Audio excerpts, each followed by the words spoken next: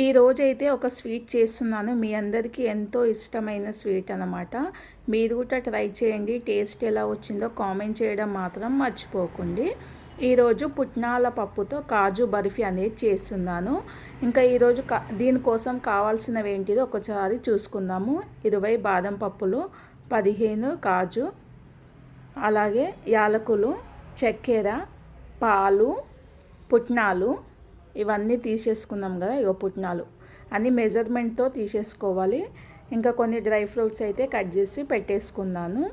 చూడండి, ఇవన్నీ ఒక మెజర్మెంట్తో తీసేసుకొని అప్పటికప్పుడే 10 నిమిషాల్లో నుంచి 5 నిమిషాల్లో స్వీట్స్ అయిపోవాలంటే ఇలా చేసుకోవాలన్నమాట. టేస్ట్ అయితే చాలా బాగుంటుంది, వెన్నెలా కరిగిపోతుంటుంది.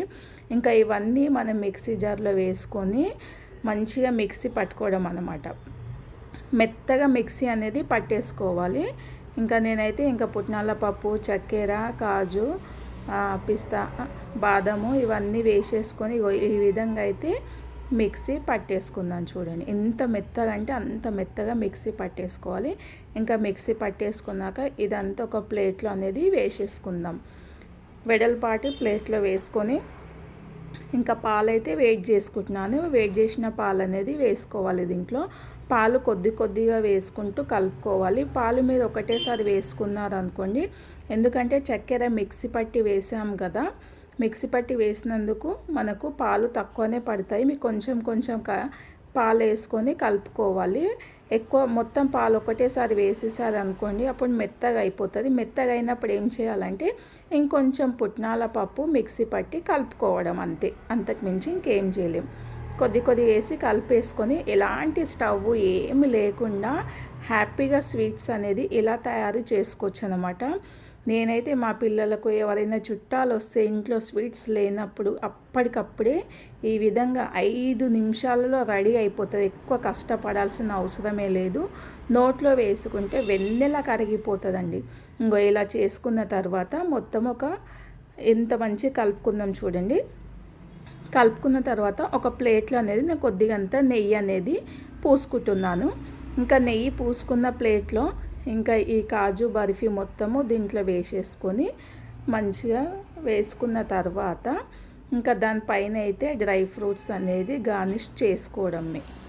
డ్రై ఫ్రూట్స్ గార్నిష్ చేసుకొని ఇంకొక 10 నుంచి 15 నిమిషాలు పక్కన అనేది పెట్టేసుకోవాలి.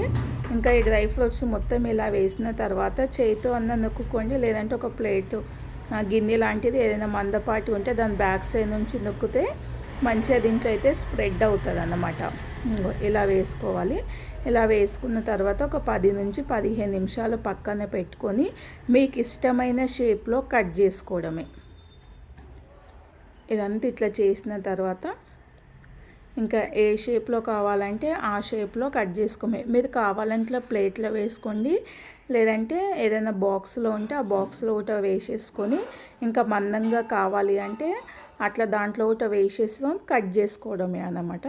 ఇంకా ఇట్లా మొత్తం వేసుకున్నాక ఒక 15 నిమిషాలు పక్కన పెట్టినాక ఇంకా నేనైతే కట్ చేసుకుంటున్నాను. మంచిగా నేనైతే రౌండ్ షేప్లో అనేది కట్ చేసుకున్నాను. కట్ చేసుకొని ఇంకా తింటే నోట్లో ఇట్లా వేసుకోగానే వెన్న వేసుకుంటే ఎలా కరిగిపోతుందో ఆ విధంగా అయితే కరిగిపోయింది. నాకైతే చాలా అంటే చాలా నచ్చింది. మా ఇంట్లో వాళ్ళైతే మస్తు తిన్నారు. నేనైతే మార్నింగ్ చేశాను, ఈవినింగ్ లోపే అయిపోయాయండి.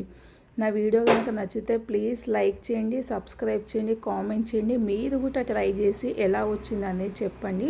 ఇంకో వీడియోతో మీ ముందుకు వచ్చేస్తానన్నమాట. మీకు ఇంకా సింపుల్గా ఎలా స్వీట్స్ కావాలో చెప్పండి. సింపుల్గా 5 నిమిషాల్లో రెడీ అయిపోతుంది. ఎక్కువ శ్రమ పడాల్సిన అవసరం లేదు. అప్పుడప్పుడే తినొచ్చు అన్నమాట. మీరు కావాలంటే చక్కెర వేసుకోండి, లేదు అంటే చక్కెర వద్దనుకుంటే బెల్లం కూడా వేసుకోవచ్చు అన్నమాట.